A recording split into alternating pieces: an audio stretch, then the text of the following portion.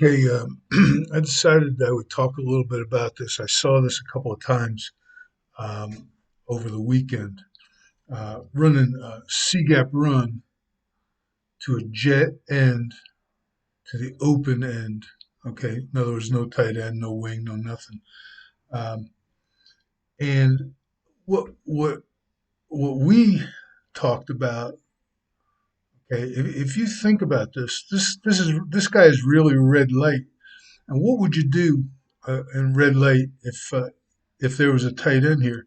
You would shuffle first. Initially, you'd shuffle.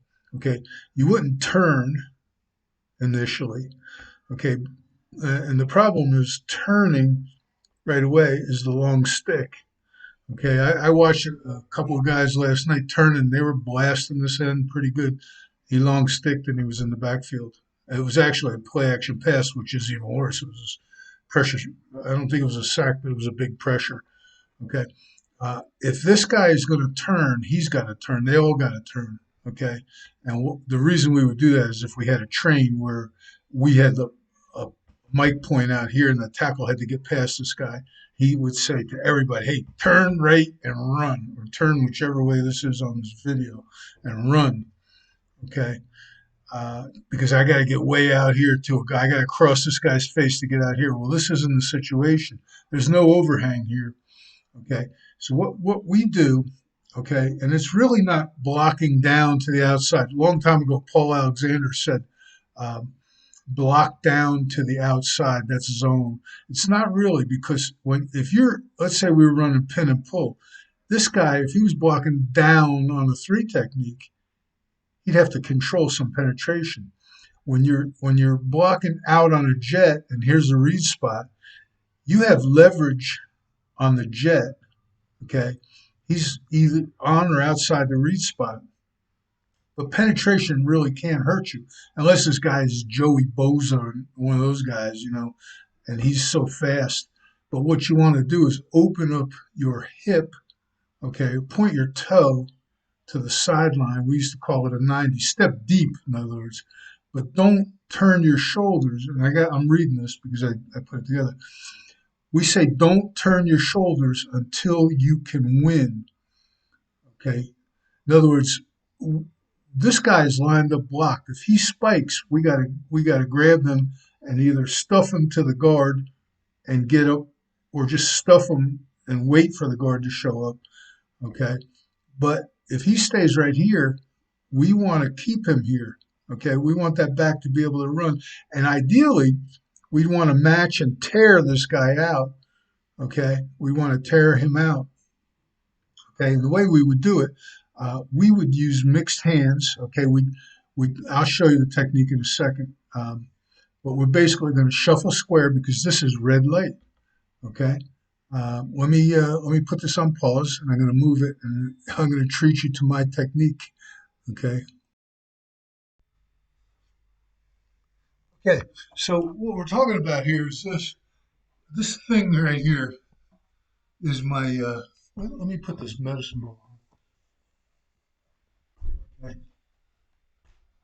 There's my jet, and here I am right here, and I can't touch this guy. Okay, he's too far away from me. I have to at least step to him to touch him. I'm red light. Okay. And if I'm in my normal stagger, outside leg back, and I step deep enough, I'm in pretty good shape. Okay. If I turn, I'm susceptible to the long stick. Okay. If I can just stay square and shuffle and reach for him a little bit, and all I want to do is put that hand out in case he comes to me, then I would just grab him. Okay. And I'm going to flip him. I'm going to do the best I can. I'm going to tear him out. Okay. But if he's going to jet up the field, let him go, throw, okay, and chase him. Okay.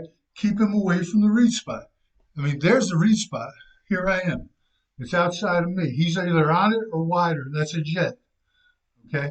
And what I'm going to do is I'm going to shuffle. I probably would teach a kid to open his knee up like that.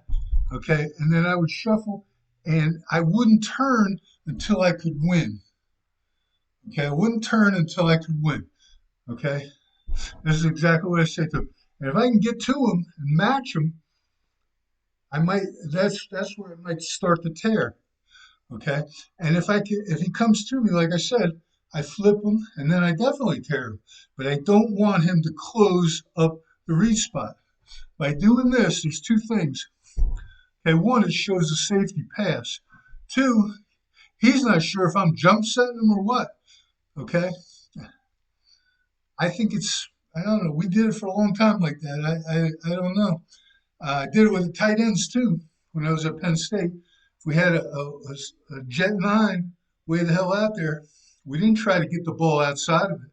We tried to put the ball right where I was standing if I'm the tight end. Okay. Your running back coach, if your coordinator is making you try to cross this guy, maybe, I don't know. Maybe if he's a big fat guy, I don't know. But why try to cross him? Why have the back cross this guy? Unless this guy crosses the back, then of course you spit the ball. Okay. But as long as he's here, okay, just shuffle. Of course, I can't do it very fast because I'm a little man. But shuffle to him, boom, get the inside hand. Get the inside hand in late. Okay, you put it in right away, you turn. Get the inside hand in late. Okay, mixed hands, boom. Okay, that's all. That's all I got for you. It's my opinion for what it's worth.